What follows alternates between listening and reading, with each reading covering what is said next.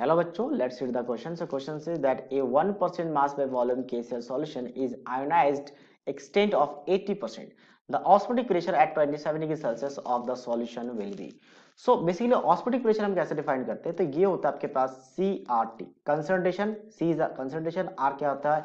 Universal gas constant, T is the temperature. But इसके साथ आप वन टफ फैक्टर को भी मल्टीप्लाई करते हैं अगर कोई आपका इलेक्ट्रोलाइट हो तो। इलेक्ट्रोलाइट क्या हो जाता है? ब्रेक हो जाते हैं इसके आयंस में एज ए के पॉजिटिव और Cl नेगेटिव आयंस में। तो वन टफ फैक्टर निकालने का फॉर्मूला क्या होता है? डिसोसिएशन के केस में 1 plus of n minus 1 into alpha. अब ये अल्फा क्वेश्चन में गिवन है, मतलब अल्फा होता है डिग्री ऑफ आयनाइजेशन या हम कह सकते हैं डिग्री ऑफ डिसोसिएशन, जो कि 80% क्वेश्चन में गिवन है।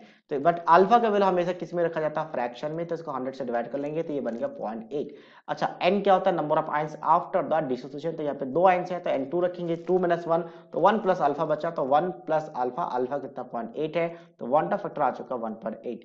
कंसंट्रेशन की बात करें तो यहाँ पे 1% मास बाय वॉल्यूम है। इसका स्टेटमेंट कैसे लिखा जाता है कि 1 ग्राम ऑफ KCl है, 1 gram of KCl in 100 ml of solution, ये है।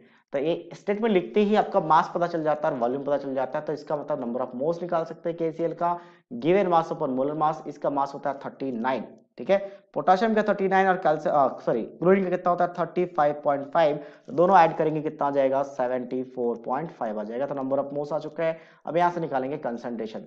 सो कंसंट्रेशन होता है मोल्स अपॉन वॉल्यूम, और volume should be in litre, और लीटर में ना तो हम 1000 से मल्टीप्लाई कर लेते हैं। तो ये आ जाएगा आपका 1/74.5 मल्टीप्लाई वॉल्यूम किस में था आपका ml में था, इसलिए मुझे 1000 से ऊपर मल्टीप्लाई करना पड़ेगा ताकि लीटर में कन्वर्ट हो जाए। तो ये कैंसिल आउट, एक जगह पे कैंसिल आउट करेंगे तो ये बन जाएगा 1/7.45, ये बन गया।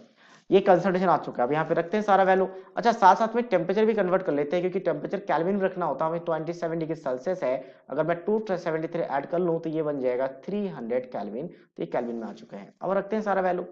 तो पाई ऑस्मोटिक प्रेशर क्या हो जाएगा?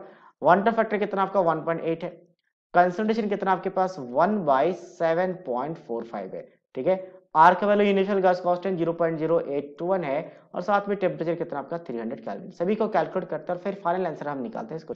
इसको कैलकुलेट करने के बाद फाइनल वैल्यू आ जाता है आपका 5.95 या 94 के आसपास आ जाता है ATM में। So if you see the option, then second option is the right answer of this question. So I hope you understood it well. All the best.